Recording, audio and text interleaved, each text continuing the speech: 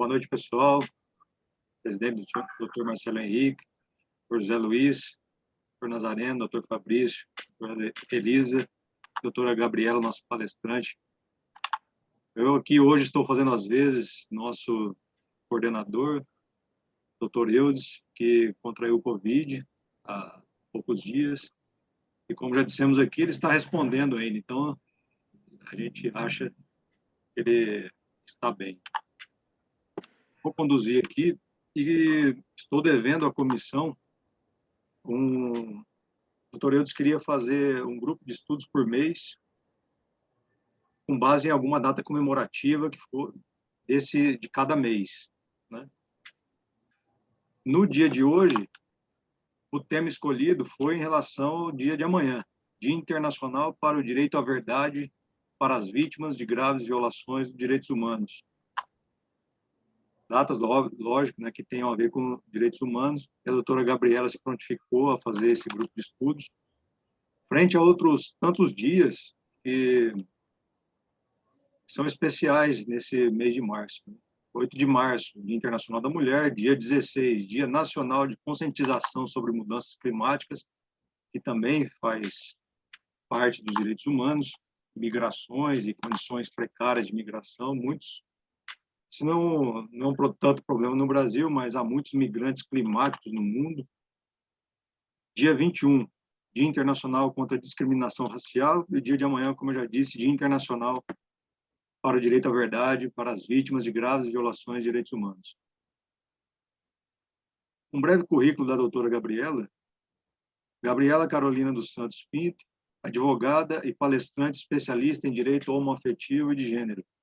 Fundadora do Instagram informativo Advoguei, vice-coordenadora da Comissão de Diversidade Sexual e de Gênero da OAB de São José do Rio Preto, membro da Comissão de Direitos Humanos e colaboradora da Aliança Nacional LGBTI. Doutora Gabriela, a palavra está com a senhora. Muito obrigada. Doutora Gabriela, pela ordem, eu só queria fazer meu agradecimento à presença dos senhores aqui conosco. Eu vejo agora também entre nós o doutor Henri Atique, nosso vice-presidente da subseção. Quero reiterar meu agradecimento ao doutor Bruno Arena, que, acompanhando o doutor Francisco Eudes Alves, nosso coordenador da Comissão de Direitos Humanos, vem nos honrando e representando muito bem a nossa subseção perante a sociedade. E a doutora Gabriela, quero reiterar meu agradecimento por todo o seu trabalho, a sua dedicação para com esta diretoria, na apresentação das questões e na defesa dos direitos das pessoas, dos seres humanos. Então, muito obrigado a todos e que tenhamos uma ótima reunião. Muito obrigada pelas considerações iniciais, doutor Bruno. Obrigada pelos agradecimentos, doutor Marcelo Henrique. Sempre muito bom estar participando aqui em conjunto com vocês. Então, vamos iniciar aqui. Eu não pretendo me estender muito no grupo de estudo de hoje, né?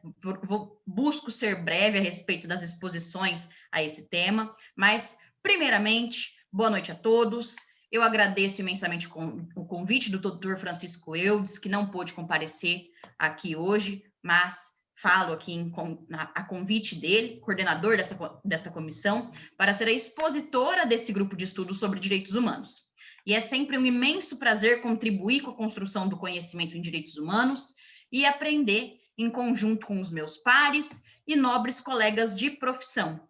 Estou aqui falando, sou uma advogada especialista na área de diversidade sexual e de gênero, mas quem luta pela diversidade também luta pelos direitos humanos. Então, também falo aqui na qualidade de advogada com expertise na luta pelos direitos humanos. E hoje o tema não é sobre diversidade. Hoje o tema é sobre o direito à verdade, sobre as graves violações dos direitos humanos e da dignidade das vítimas. Visto que amanhã, como bem lembrou o Dr. Bruno, dia 24 de março, se comemora o Dia Internacional do Direito à Verdade, né? Então, a gente vai aqui, eu separei alguns tópicos para a gente falar a respeito dessa questão, que é muito importante, que é muito atual, né? Está sempre aí em pauta essa questão do direito à verdade, a questão do direito à dignidade das vítimas, né, de violações dos direitos humanos. Então, a gente vai abordar aqui, num breve histórico, do que se trata esse Dia Internacional, o que seria esse direito à verdade, e aí a gente pode abrir, né, após essa exposição inicial, abrir para os debates, para perguntas, para que a gente possa construir esse conhecimento em conjunto, em coletivo. Eu acredito que essa é a principal forma, a principal maneira da gente conseguir crescer como profissionais, né, como advogados que somos. Então, vamos lá, né? O que seria a lei e a data comemorativa? Com a sanção da lei número 13.605 de 2018, a partir do ano de 2018, o Dia Internacional do Direito à Verdade sobre graves violações aos direitos humanos e da dignidade das vítimas passaria a ser celebrado todo dia 24 de março. O projeto que deu origem à lei, de autoria da deputada Luísa Erundina, foi elaborado em conjunto com a Comissão Parlamentar Memória, Verdade e Justiça, da Comissão de Direitos Humanos e Minorias da Câmara. Este é um dia de denúncia e protesto.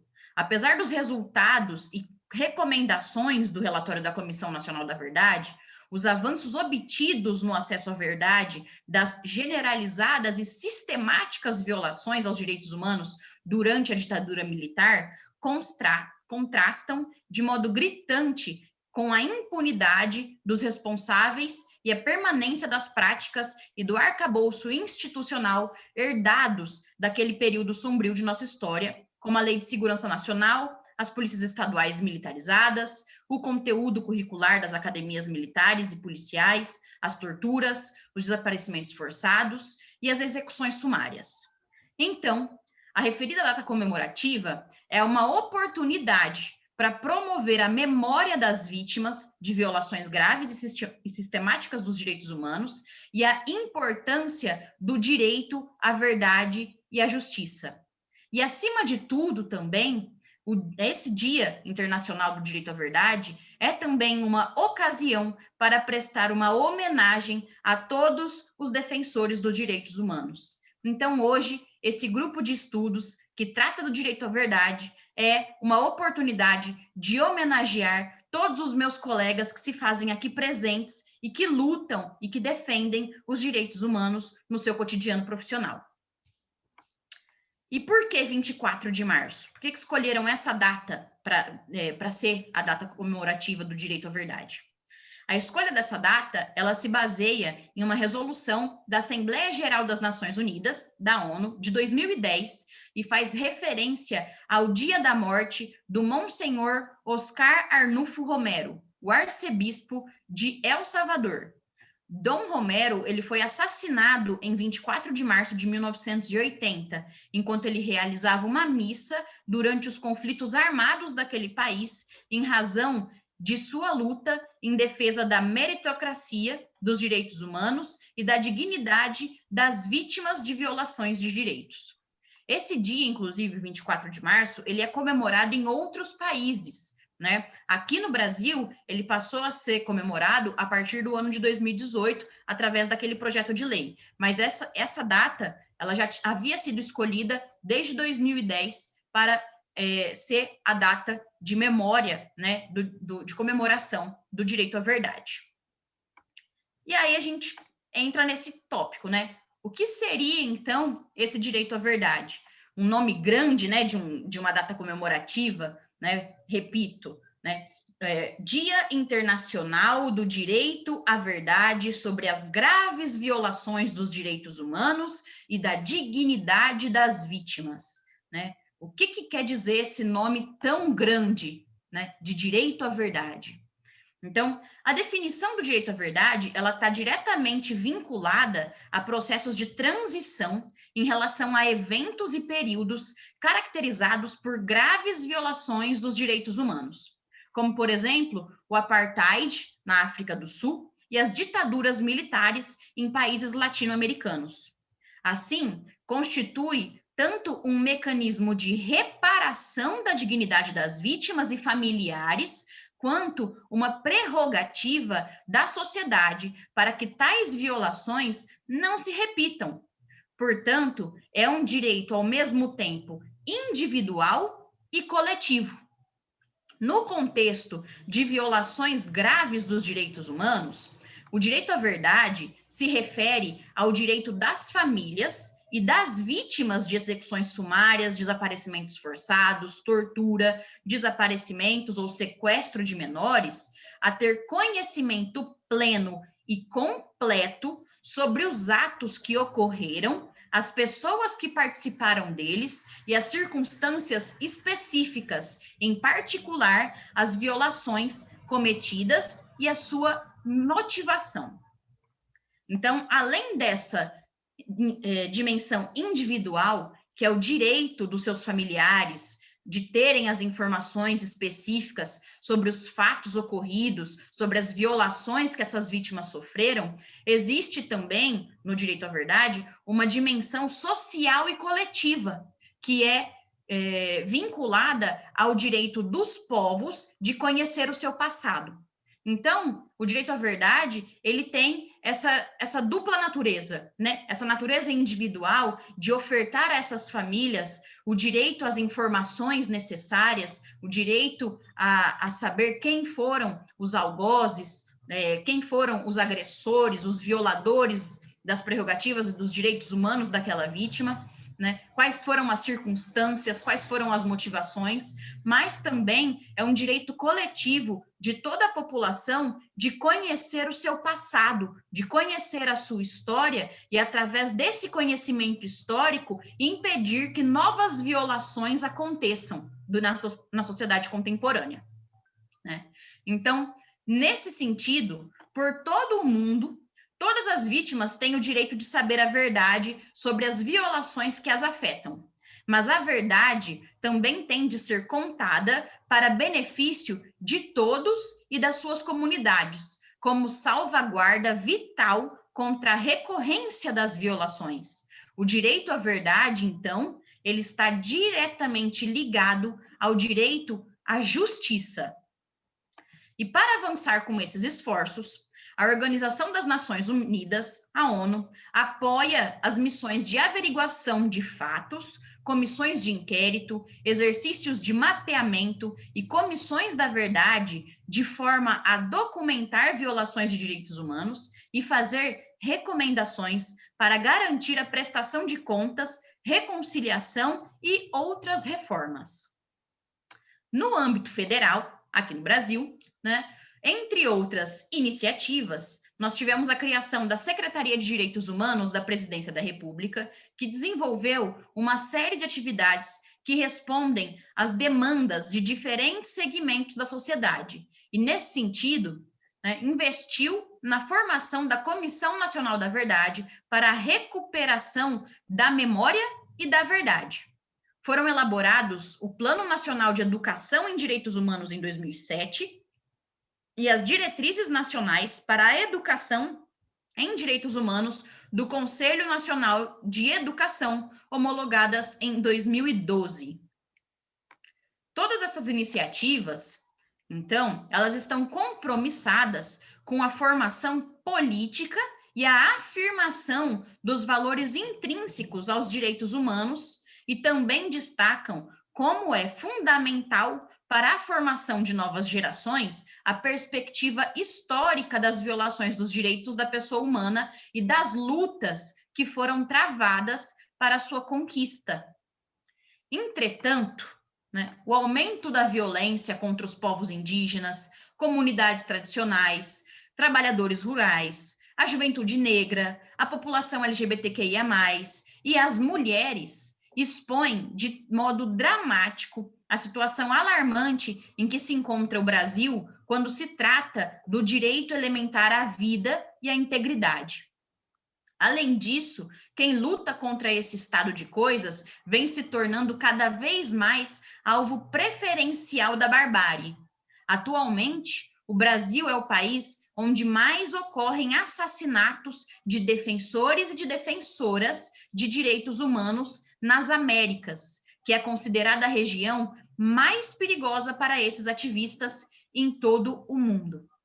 Então, está aqui, né, explanada e exposta toda a importância da conscientização desse dia, né, do direito à verdade, que é a lembrança, a memória de que nós devemos realmente lutar pelos direitos humanos, lutar pelo direito à verdade, lutar pelo direito à justiça, como uma forma de garantir o direito individual das vítimas e dos familiares das vítimas para obter as informações necessárias a respeito das violações sofridas, mas também como forma de garantir um direito coletivo de toda a comunidade, de toda a população brasileira, para que a população brasileira tenha direito de conhecer a sua própria história, o seu próprio passado, para que ele possa lutar e garantir que essas violações não ocorram mais.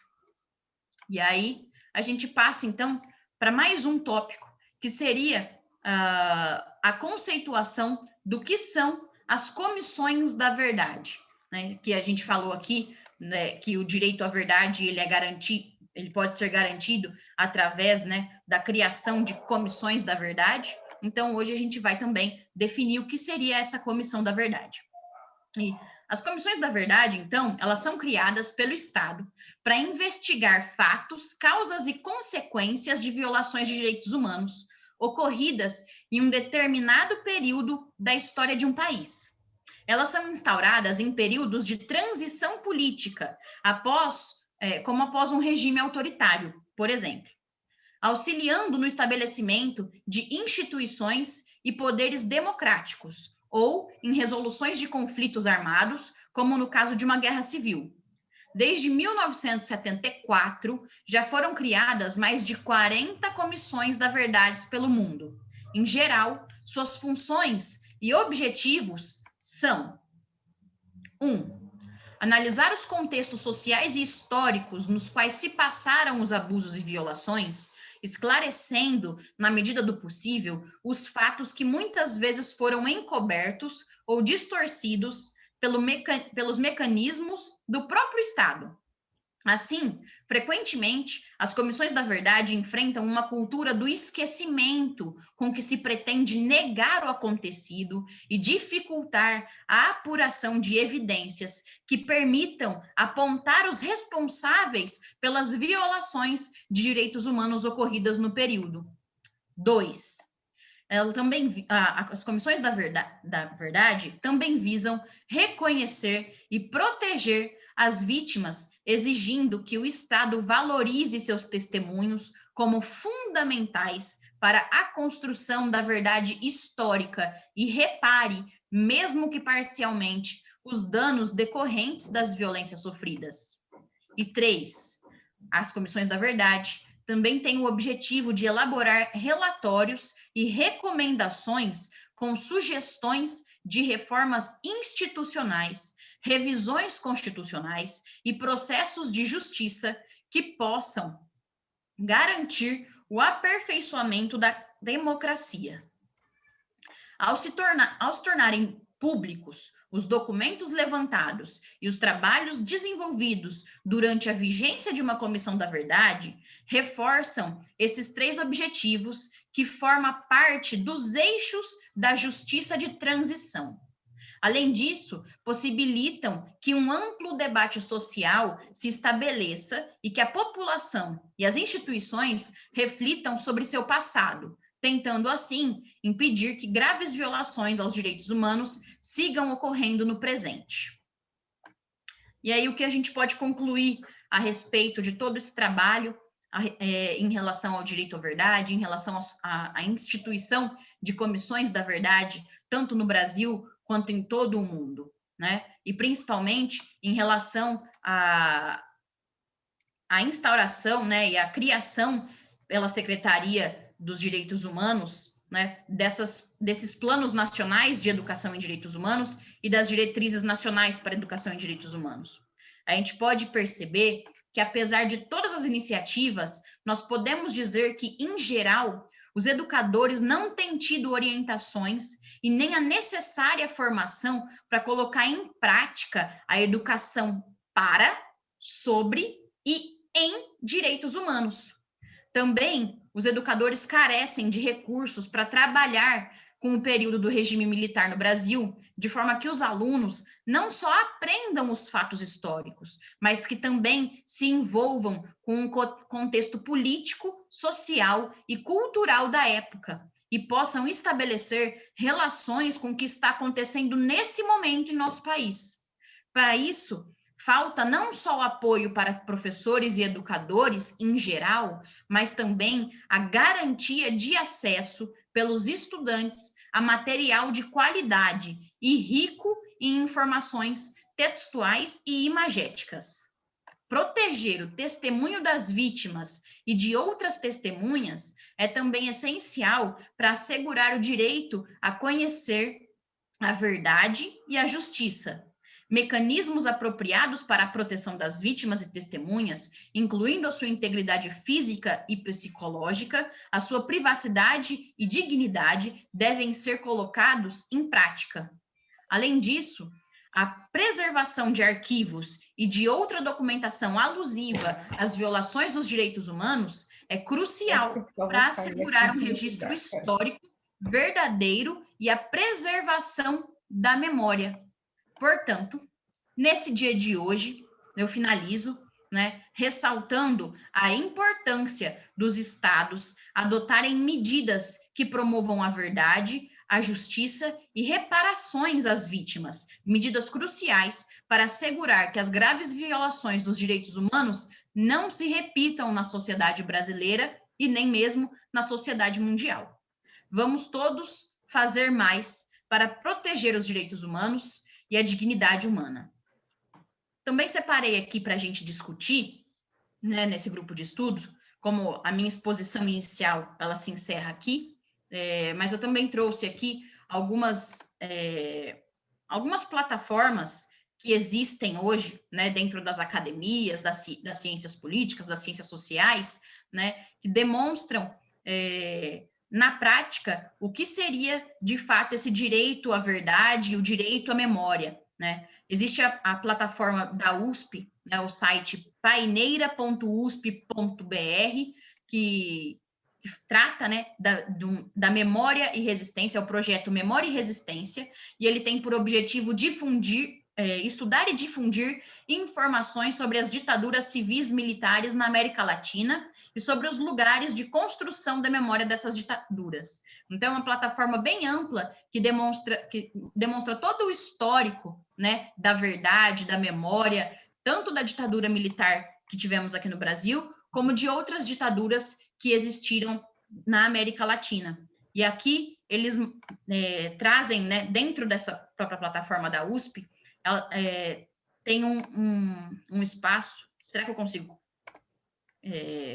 dividir a tela aqui para mostrar para vocês? Eu acho que sim, vamos lá. Consegue sim, viu, doutora?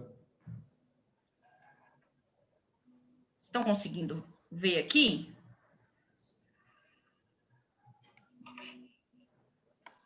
Tá dando para ver?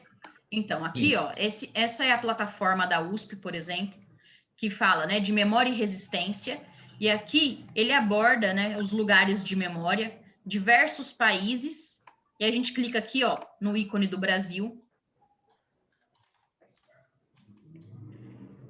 e aí ele traz, o nosso histórico a respeito da ditadura civil-militar brasileira. Aqui, se a gente clica em Saiba Mais, ele conta toda a história de como se deu essa ditadura, para que a gente tenha esse conhecimento a respeito desse período que a sociedade brasileira viveu. E aqui embaixo ele traz alguns sítios de memória do Brasil. E aí aqui tem vários sites, vários arquivos e várias documentações a respeito das memórias e que contemplam, o direito à verdade, das violações dos direitos humanos por diversas vítimas e familiares. Então, aqui a gente tem todo um arquivo, toda uma documentação que seria interessante para aprofundar o conhecimento daqueles que têm interesse em estudar mais e aprofundar nesse assunto de direito à verdade, do direito à memória, e o direito à reparação às vítimas e familiares que sofreram as graves violações de direitos humanos nessa época de ditadura militar, mas também em outras épocas que também houveram no Brasil diversas violações em direitos humanos. Acho interessante a gente abordar isso, né? E acho interessante essas plataformas. Também existe esse outro projeto que eu achei interessante durante a pesquisa para a exposição desse grupo de estudos de hoje, que seria Memórias da Ditadura. E esse projeto também visa trazer algumas memórias, alguns fatos, né? E ele também faz, aqui em cima, nesses menus, ele também faz um paralelo com situações que a gente vive no dia de hoje. Quando a gente clica aqui, ó, por exemplo, em Identidades e Resistências, a gente vê que ele abre uma aba que fala sobre a Comissão Nacional da Verdade e as populações, né? Então, ele fala da Comissão Nacional da Verdade e os indígenas, Comissão Nacional da Verdade e mulheres, Comissão Nacional da Verdade e LGBTs, Comissão Nacional da Verdade e as lutas por terras, a Comissão Nacional da Verdade e os negros, e as periferias e favelas. Então, nós temos aqui também, né, esse traçado com o direito à verdade, com a memória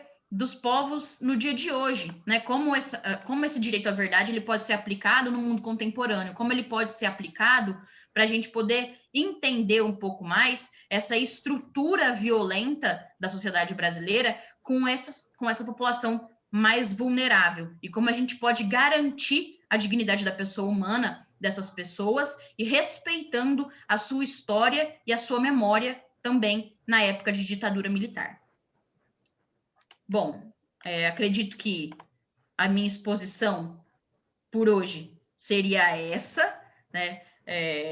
Inicialmente, eu gostaria agora de abrir para os debates, para questionamentos e contribuições dos meus colegas, que eu acredito que um grupo de estudos ele é feito em coletivo, né? Não somente com uma pessoa que faz a palestra e encerra. Então, hoje eu vim como convidada para ser expositora e não palestrante, então expus inicialmente o nosso tema do grupo de estudos e agora eu gostaria de ouvir a contribuição de vocês.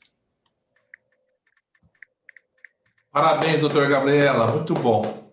Doutor Bruno, se me permite, os amigos, estava até agora há pouco a doutora Elisa, presidente da subseção da nossa OAB de Bertioga, e eu não sei, ela saiu um pouquinho antes do fim da sua exposição, doutora Gabriela. Eu ia fazer referência lá, essa é uma das vantagens da plataforma Zoom, ou da comunicação virtual, né? Uma colega, presidente de uma subseção, se interessou, porque eu coloco nos grupos de estudo dos presidentes da OAB São Paulo, e ela estava conosco até agora há pouco. Mas, enfim, doutor Bruno. Gabriela, sempre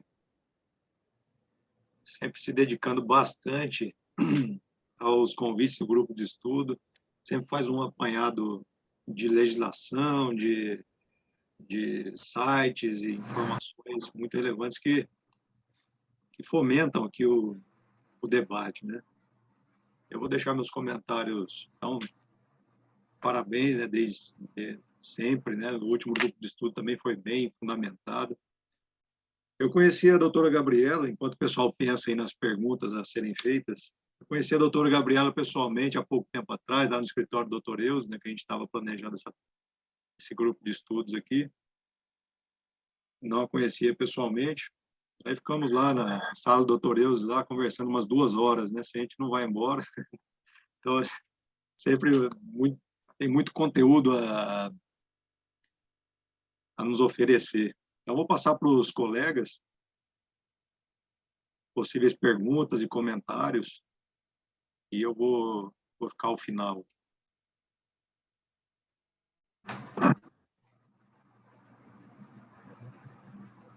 Eu acredito até que esse momento sobre uma data sobre verdade, eu acho que o momento que nós estamos vivendo precisa de muita verdade ser elucidada.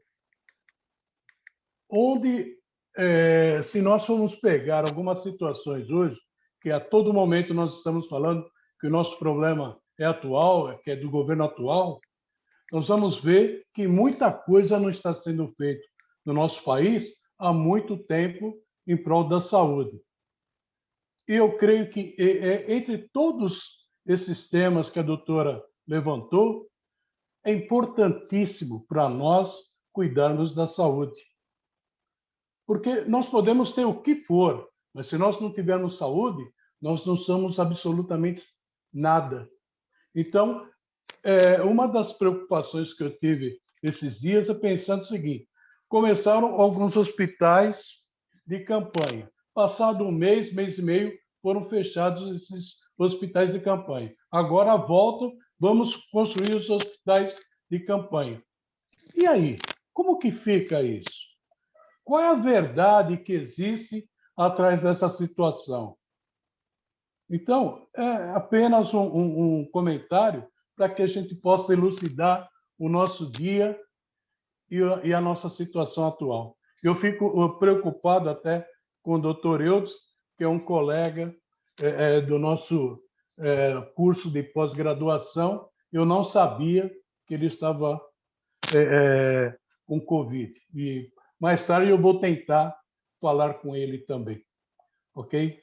Então, Bruno, é uma questão que eu coloco dessa verdade que ela tem que vir à tona. O que está sendo feito com as verbas das nossas prefeituras, do nosso governo do estado?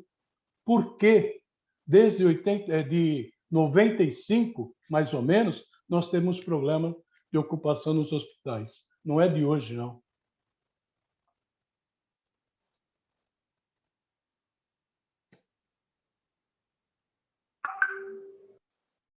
Posso fazer um breve comentário sobre isso aí? Acho que tem mais a ver com direito à saúde, né? Mas também a saúde não deixa de ser um direito humano, né? Há umas 3 semanas atrás, a gente participei de uma palestra com o provedor da Santa Casa aqui de Votuporanga. Está aqui há 14 anos. Ele falou que nunca viu uma situação desse nível, né? Eu perguntei a ele, mas a gente sempre ouviu falar, realmente essa pergunta que o senhor fez, esse comentário. A gente sempre ouviu falar que o sistema não aguenta, né? Que o SUS não está sempre lotado, que tem gente esperando na fila, não é de agora. Ele disse, mas do jeito que está hoje, nunca esteve. E sobre a parte financeira de hospitais de campanha e leitos de UTI, os leitos de UTI, eles demandam mais ou menos quase R$3.000 por dia para manter a estrutura de fisioterapeutas, de médicos e tal. Então, se esses leitos não estão sendo utilizados porque arrefeceu a onda, porque deu uma diminuída nos casos, esses leitos vão ser desativados. Então, parece que é um motivo econômico. Aí também teve um outro médico que foi provedor, foi presidente aqui da Unimed. E ele comentou o seguinte, um dos nossos grandes custos e o prejuízo que a gente estava tendo por mês era de manutenção de leitos de UTI parados no hospital da Unimed. Então, parece que esses leitos vão ser desativados mesmo se eles não estiverem em uso. As UTIs são separadas. Então, tem a UTI geral e a UTI de Covid. Então, se a gente sempre ouve falar que a UTI geral está lotada, não é a mesma agora de UTI de Covid. Então, ela é flutuante mesmo. E por questões econômicas mesmo. Aqui, a Santa Casa estava tendo um prejuízo de R$1.000 por leito por dia. Então, não sei se responde, o senhor perguntou, mas tem essas questões de administração, né? Eu fiz especialização em direito médico também, então me interesso por essas questões. E é uma questão de administração hospitalar mesmo. Eu concordo, mas eu creio que tenha que vir a público e explicar tudo isso daí, não é verdade? Então, eles têm que trazer essa consciência. Olha, nós temos tantos leitos e se continuar não está tendo demanda, nós vamos transferir. Ok, mas alguma coisa tem que ser falado, algumas verdades devem ser ditas, né? E eu creio que essas verdades estão faltando nesse momento. Essa questão se relaciona com o dever de transparência, né, na atuação do poder público. Então, realmente, está relacionada aí com algumas verdades que precisam ser ditas, mas nesse sentido do cumprimento do dever de transparência por parte do poder público na hora de informar a população, de esclarecer a população, principalmente diante de uma situação de crise que a gente vem enfrentando, né? A gente percebe que realmente essa transparência, ela muitas vezes falta, e às vezes algumas situações negacionistas ou algumas situações elas podem acabar, inclusive, confundindo a população, né? E as informações desencontradas pela falta de harmonia entre os poderes e entre os entes federativos também, isso acaba gerando uma confusão e acaba prejudicando a prática, né, desse dever de transparência pelos poderes públicos. Pessoal, se me permitirem... Bom, então maior prazer. Não, doutor. Como eu não tive a oportunidade de me dirigir a vocês ainda, então, em primeiro lugar, quero cumprimentar meu amigo, nosso nobre presidente, Marcelo Henrique, presidente da nossa subseção, doutor Bruno Arena, também representando aqui essa importante comissão, uma das poucas que são obrigatórias, não é, no sistema OAB, a Comissão de Direitos Humanos. Parabenizar a doutora Gabriela pela excelente explanação, não é a primeira vez que lhe vejo falar, na verdade, mas me impressiono sempre, tanto com a sua dedicação, com a sua devoção pela causa, mas, ao mesmo tempo, aliada a um bom preparo técnico, teórico, para colocar depois em prática as coisas da maneira que devem ser. São temas muito delicados, né, que todo mundo tem opinião formada sobre tudo, todo mundo acha que sabe resolver, todo mundo acha que é muito simples e não é. Não é nem um pouco simples, né? Também quero cumprimentar aqui todo mundo, todos os advogados e advogadas presentes, doutor Zé Luiz, doutor Jonatas, doutor Nazareno, doutor Salto, doutora Larissa. Doutor Zé Luiz, lembrei aqui vendo o seu nome de um grande goleiro da seleção italiana. Não era isso mesmo? Gianluca Pagliuca? Que exato, era, acho que foi da Itália, da final da Copa de 94. Ele era o goleiro, não era? Perfeito. Perfeito. E o Roberto Baggio bateu o pênalti para fora. Exatamente. Naquela final. Exatamente. É como normalmente eu digo, a pessoa fala, mas é seu parente, olha, ele é muito famoso, então eu creio que sim. Eu vou nessa canoa. Muito bom. Eu queria fazer duas intervenções breves, prometo. Primeiro, com relação a esse debate que vocês estavam tendo agora, relativamente a essa questão da atuação do poder público frente à pandemia, frente às questões de saúde. A nossa diretoria, liderada pelo presidente Marcelo Henrique, por iniciativa do presidente Marcelo Henrique, se manifestou por meio de nota recentemente, falando justamente isso, né? A OAB a nossa subseção foi até mal interpretada em alguns momentos, acusaram aí nosso presidente, nossa diretoria, de ser contra as medidas, né, de saneamento da pandemia, o que é, em verdade, absurda, né? Mas o que o nosso presidente buscou, e com o aval da diretoria, foi justamente discutir isso, né? Um ano depois não mudou nada, né? Não melhorou nada, ninguém aprendeu nada, não tem mais leito, ninguém explica para nós, ninguém fala cadê o dinheiro, ninguém fala por que não fez, o que foi feito, porque ninguém explicou nada. O que foi feito? Não sei. O que não foi feito? Não sei. Cadê o dinheiro? Não sei. Cadê o leito? Não sei. Mesmo que não for possível. Então, acho que é papel, né, do gestor público dizer, não é possível fazer por isso. Legal. Mas aí cumpre isso que vocês estavam dizendo aqui, do dever de transparência, não é? Da moralidade administrativa, da publicidade, da eficiência, que o presidente Marcelo tanto coloca e a nossa diretoria sempre o persegue. Então, essa é a opinião da diretoria, da subseção, com relação a essa questão, e era mais uma questão assim de uma nota de consideração por conta de nós termos a mesma sensação que vocês estavam aqui colocando no debate. Agora, com relação à palestra ou à exposição em si, doutora Gabriela, eu vou mais provocá-la do que qualquer coisa. Eu vou lhe devolver a oportunidade de falar mais um pouco, porque eu queria fazer uma análise, ou que, na verdade, que você fizesse uma análise sobre essas questões que você trouxe, que são absolutamente primordiais, não é? Não há como, não é, virar as costas para a questão das violações dos direitos humanos, da dignidade das vítimas, e, portanto, é primordial, não é, que a gente busque e defenda aí a tutela da verdade, não é, portanto, o direito à verdade, mas, ao mesmo tempo, por outro lado, e isso foi, inclusive, objeto de debate recente no Supremo Tribunal Federal, nós falamos num direito ao esquecimento, né? Então, aí, eu gostaria de ver a sua análise com relação a essas duas questões, direito à verdade e direito ao esquecimento.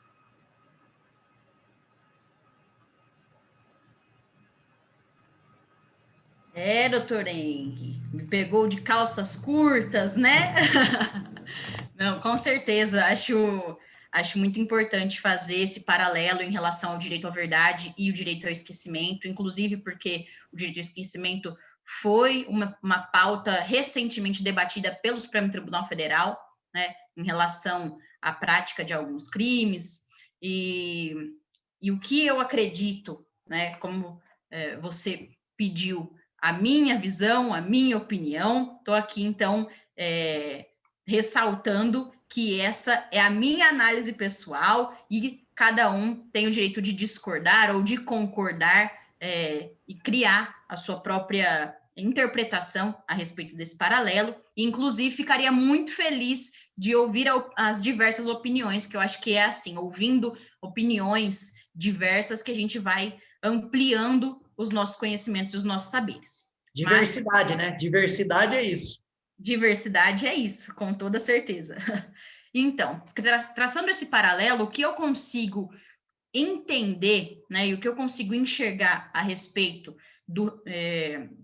dos conflitos, né, entre o direito à verdade e o direito ao esquecimento, é aquilo, né, conflito entre normas, conflito entre princípios, e até onde um vai e até onde deve ser respeitado o limite do outro.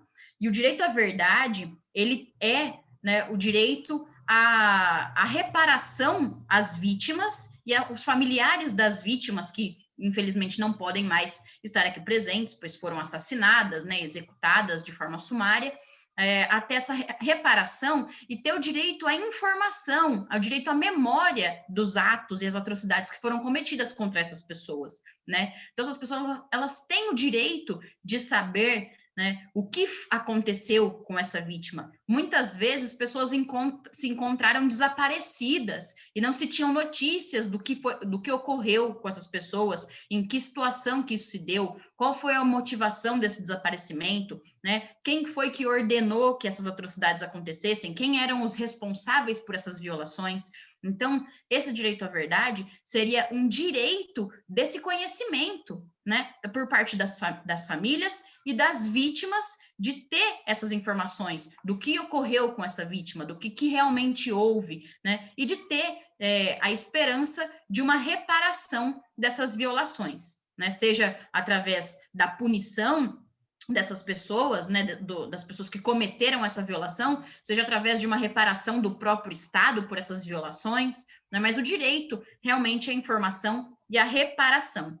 Por outro lado, a gente tem o direito ao esquecimento, né, dos crimes cometidos, porque ninguém deve ser condenado eternamente pelas atrocidades, pelos crimes que comete, pelos delitos que comete, né? Entretanto, existem situações, que é o caso do direito à verdade, né, que existe essa natureza coletiva do direito à verdade, que seria o direito à memória e à história, para que essas violações, elas não se repitam, né? Então, quando a gente trata dessa faceta de natureza coletiva do direito à verdade, a gente tem que também levar em consideração, né, essa questão de colocar em xeque esse direito ao esquecimento, né? Justamente porque se esse direito ao esquecimento, em determinadas situações, onde o interesse coletivo e o interesse de manutenção da memória e da história brasileira seja comprometida,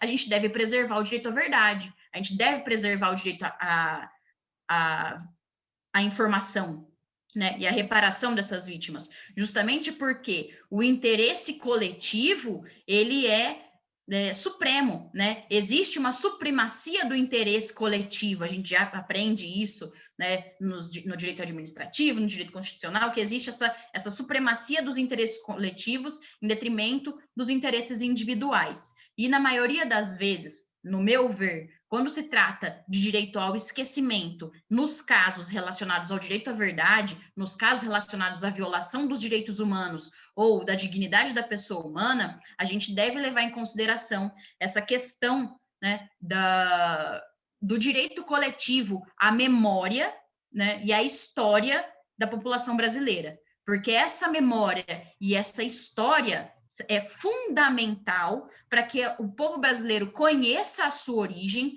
e tenha a possibilidade de lutar e combater futuras violações de direitos humanos, né? Então, essa memória ela é essencial para o combate às violações dos direitos humanos. Então, nesse sentido, a gente precisa analisar de caso a caso, mas nesse sentido, eu acredito na supremacia do direito coletivo à verdade em detrimento do direito ao esquecimento, nesses casos. Agora, por outro lado, eu tenho que concordar que o direito ao esquecimento também é uma garantia fundamental, até porque todas as pessoas, elas têm o direito de viver e exercer a sua cidadania e exercer o seu livre viver, né, sem ser condenado eternamente por um delito, por um crime que cometeu, né? Então, ele tem o direito a ter os seus delitos esquecidos, sim, pela justiça e pela comunidade.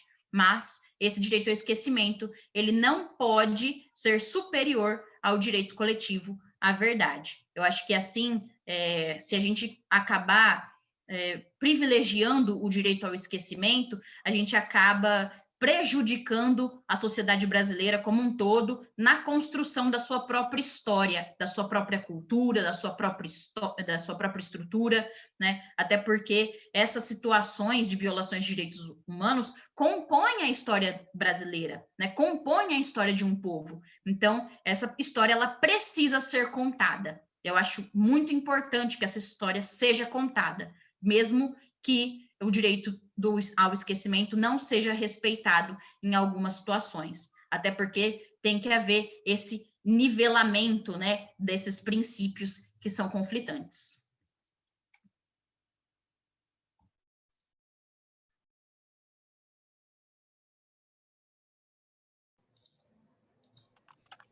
É sempre hard case, né? Sempre hard case. Eu queria fazer um comentário aqui, alguns comentários. Que a questão da verdade é uma questão até filosófica, né? O que é verdade? Então, aquilo que está na comissão da verdade processualmente é o que realmente aconteceu, né? O que se extrai dos fatos para a linguagem, para um processo, é o que realmente aconteceu, é uma questão filosófica, né? Que é a verdade real, a verdade processual, etc. Então, o que se considera como verdade, né? Por isso que eu acho que tem esse corte. Se é uma verdade em relação a graves violações de direitos humanos, principalmente injustiças de transição e proveniente de ditaduras, né?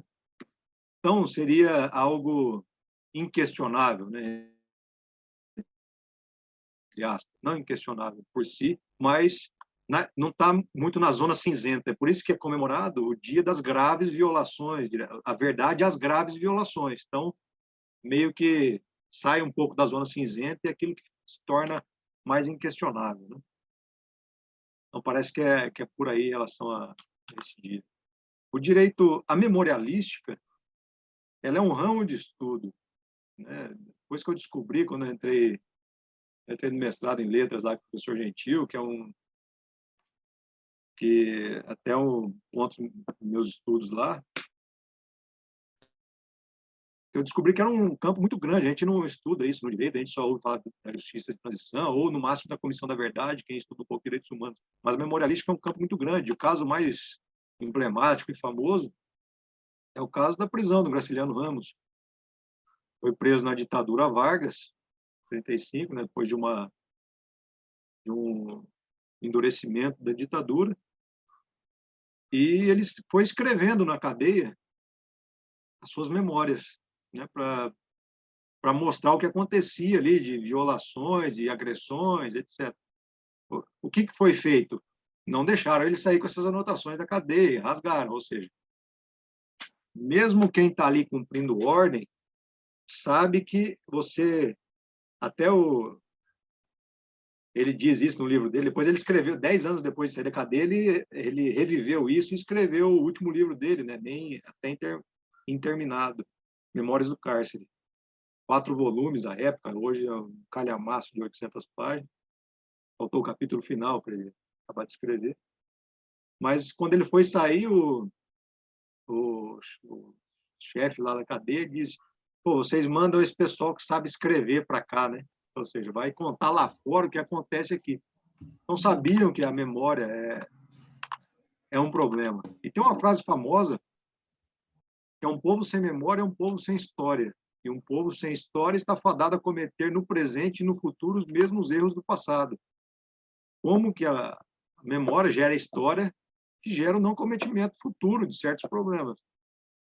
Parece que isso é meio esquecido quando a gente vê pessoas pedindo a volta de ditaduras, né? Tem mais um caso da Comissão da Verdade, que até na página que a doutora Gabriela mostrou, e a nossa Comissão da Verdade, ela foi constituída, parece que em 2004, sim, muitos anos depois do término da ditadura, e descobriram 400 e poucas mortes.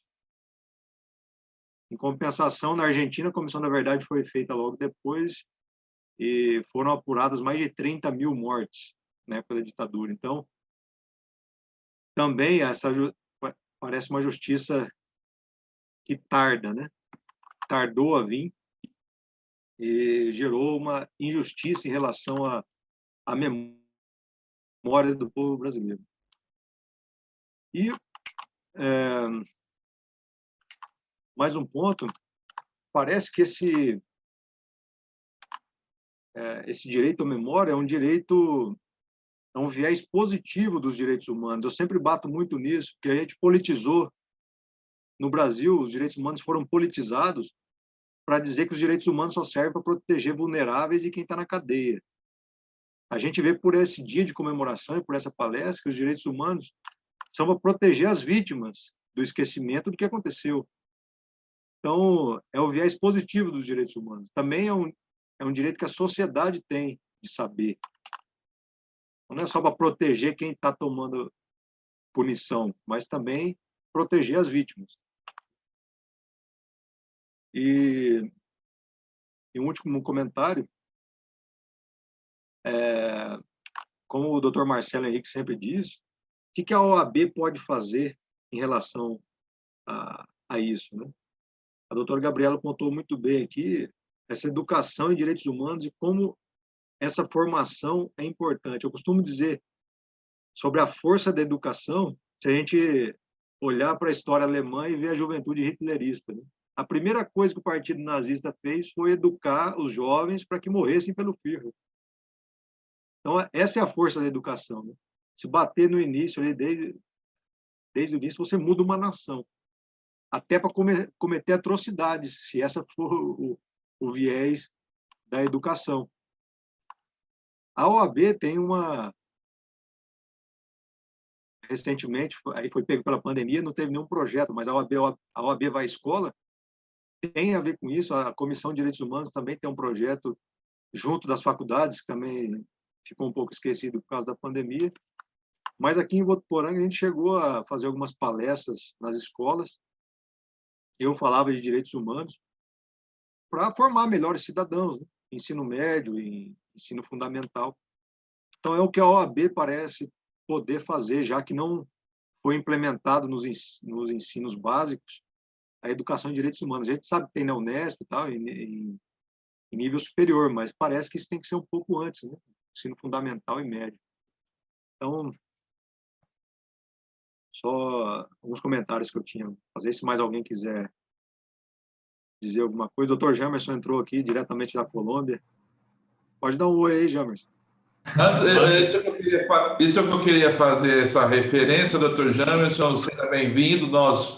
Ele que esteve como vice-coordenador desta comissão, é sempre uma honra recebê-lo. E eu sei que, pelo que o Dr. Bruno já adiantou, está no exterior.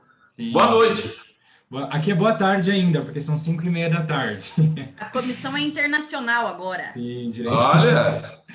Não, eu só passei rapidinho, eu estava numa aula agora, e daqui a pouco eu tenho mais 2 aulas para entrar, e começa agora, e eu só queria saudar todos vocês, saudades da comissão de poder participar, mas é que sempre acaba que começa às 6:30 aí, mas aqui para mim é 4:30 da tarde, eu estou em aula, estou numa correria, mas é um prazer mesmo, fico muito feliz pelo grupo de estudo, pelo Dr. Bruno Arena ter assumido a comissão também, confio demais no trabalho dele, sei que ele já está fazendo um trabalho excelente, né, seguindo nossos projetos, nossos objetivos como comissão, então, bom, não tenho dúvidas que esse ano vai ser um ano excelente também para a Comissão de Direitos Humanos e a gente vai alcançar nossos objetivos. Continuo na comissão como membro, talvez não tão ativo como antes, mas é um prazer estar aqui com vocês. Eu passei bem rápido mesmo, só para um oizinho, porque aqui tá uma correria e hoje eu tenho aula até tarde da noite.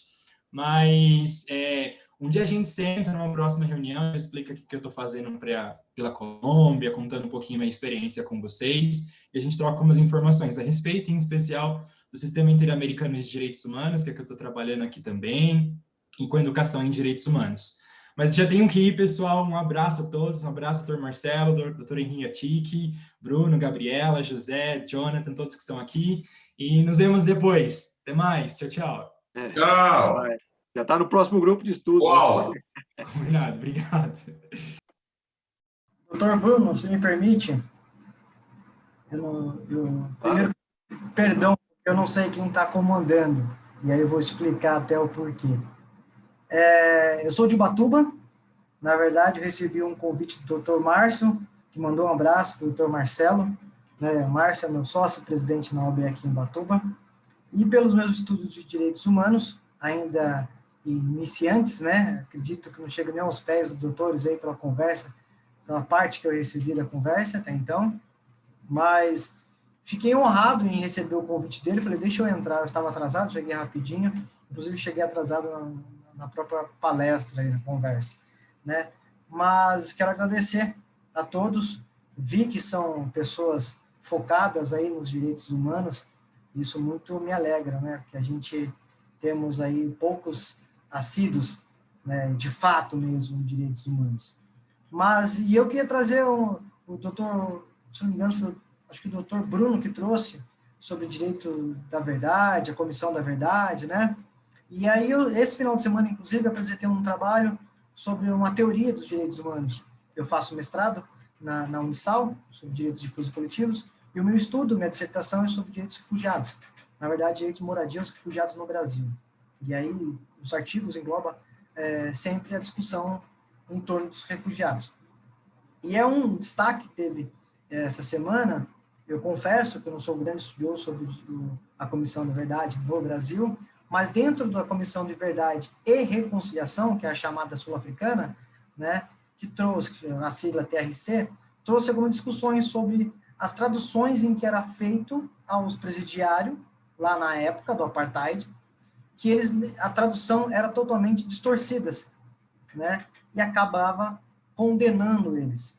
E eu não sei se isso ocorreu também no Brasil, né, e aí nós não temos somente os de língua estrangeira, mas também temos também aquelas pessoas deficientes, né, o mudo, o surdo e assim por diante. Como será que foram tratados essas pessoas naquela época? Entendeu? E outra discussão, como o Dr. Bruno também falou, sempre pauta, quando fala em direitos humanos, fala em direito de privilegiar aos bandidos ou aqueles que estão presos, né? Inclusive, estudando um artigo, tentando dissecar esse artigo, de 2 colegas do Rio de Janeiro, Pamela e acho que Fabiana, não lembro agora o nome, que elas trazem à tona a questão da vereadora Marielle Franco, que deixou algumas esperanças, né, para nós. E aí talvez seja meu questionamento. Será que também entrará no esquecimento da população a morte da vereadora Marielle? E eu agradeço a todos.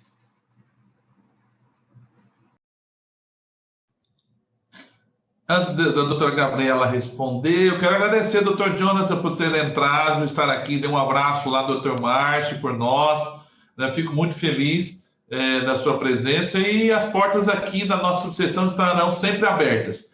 E ainda mais de Ubatuba, porque minha família é fã lá da Praia do Tenório. Aliás, a minha decisão de ser candidato a presidente da OAB foi tomada naquele pé de 7 copas lá, naquela 7 copas ali na Praia do Tenório, lá junto com a minha família, e de lá que nós viemos. Então, obrigado por você ter estado conosco aqui. Um abraço do presidente Márcio. Quem é que não é fã das praias de Ubatuba, né? Diga-se de passagem.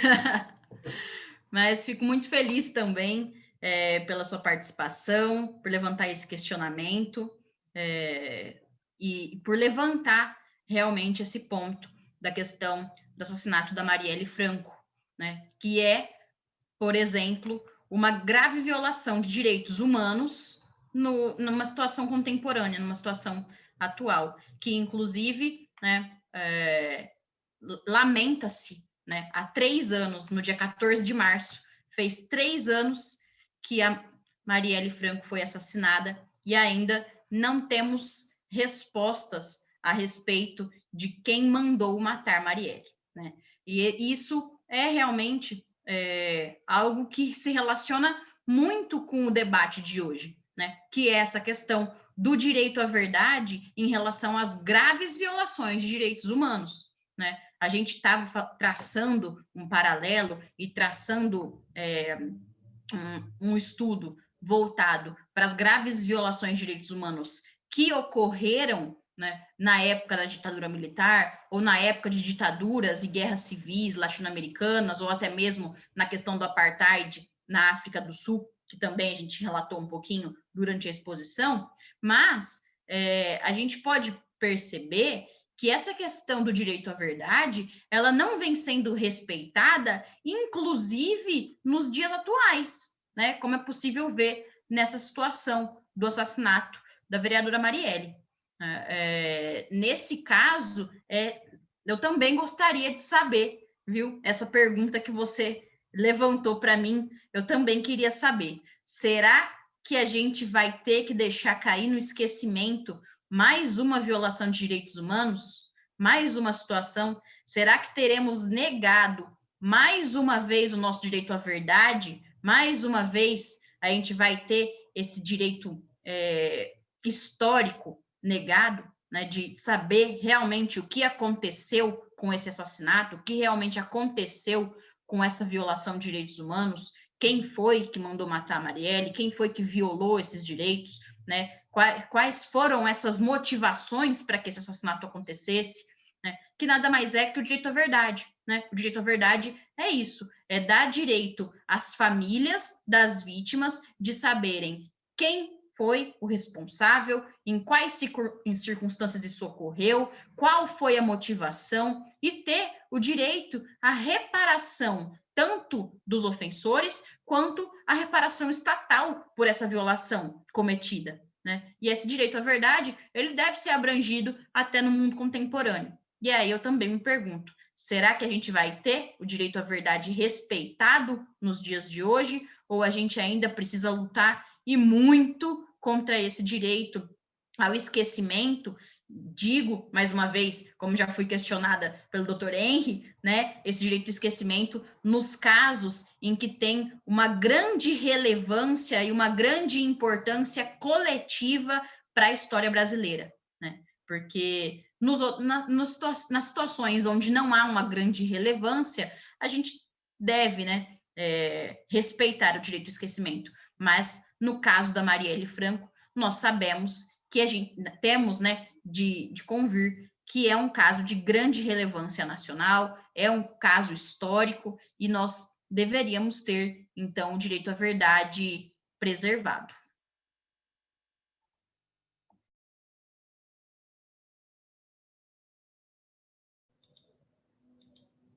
Doutor Bruno. Com essas enormes contribuições, né, de todos, acho que foi muito proveitoso o debate, tanto a exposição da doutora Gabriela quanto o debate sequente. Já estou convidando aqui o doutor Jonatas para nos fazer uma palestra em junho sobre o seu tema de mestrado, que é o Dia Internacional do Refugiado, 20 de junho, né? Então tem bastante coisa a nos apresentar também. Desde já está convidado. E gostaria de passar a palavra ao doutor Marcelo, se tem mais alguma consideração, doutor Henri Atic. Meu amigo doutor Henri Atic. Presidente, já falei bastante, então apenas mais uma vez parabenizar tanto a comissão quanto a expositora e desejar uma ótima noite a todos e a todas. Bom, doutor Bruno, podemos ir para o encerramento? Sim. Então, em nome da Comissão de Direitos Humanos e em substituição ao nosso amigo doutor Eudes, rogando-lhe melhoras e orações, né? Damos por encerrar esse grupo de estudos. Uma boa noite a todos, obrigado a presença de todos e também obrigado pelas contribuições. Eu quero agradecer a presença dos amigos Saulo, Larissa, doutor Nazareno, nosso coordenador da comissão do advogado idoso da nossa subseção aqui presente. Quero agradecer ao Jonatas, o nosso advogado, nosso amigo lá de Ubatuba, nessa terra maravilhosa. Participe de outros eventos, a casa aqui é nossa, a OAB aqui é nossa, é de todos, doutor Jonatas. Então, pode convidar os amigos lá, nós estamos todos juntos aqui. A OAB é uma só. Então, participe quando desejar. Quero o doutor José Luiz, muito obrigado pela sua presença, pela sua contribuição aqui conosco. Né? Quero agradecer meu amigo doutor Henri Atic, nosso vice-presidente dessa subseção, que tanto me contribui para o desenvolvimento da nossa advocacia e está ao meu lado sempre. Muito obrigado pela sua participação neste evento. Quero agradecer a doutora Gabriela pela exposição, pela participação que sempre tem dado à nossa advocacia regional. Muitíssimo obrigado. Obrigado pelo seu estudo. Obrigado por você ter se preparado para estar aqui dividindo o seu conhecimento conosco. Muito obrigado. Doutor Bruno Arena, nosso vice-coordenador da Comissão de Direitos Humanos, muito obrigado por estar conosco, de Votuporanga aqui conosco, prestigiando a nossa advocacia, que possa convidar outros colegas. E, claro, quero agradecer ao doutor Francisco Eudes Alves, o nosso coordenador da Comissão de Direitos Humanos, que convalesce em razão da Covid, mas que, sem dúvida, pela força que ele tem, superará esta fase da vida dele e logo estará na coordenação de nossos trabalhos aqui pela nossa subseção. Por isso, eu quero, em nome da nossa 22ª subseção, da Ordem dos Advogados do Brasil, Seção São Paulo, agradecer a todos e declarar encerrado mais este evento da nossa OAB. A OAB é nossa, uma ótima noite e que Deus abençoe cada um dos senhores e senhoras. Muito obrigado.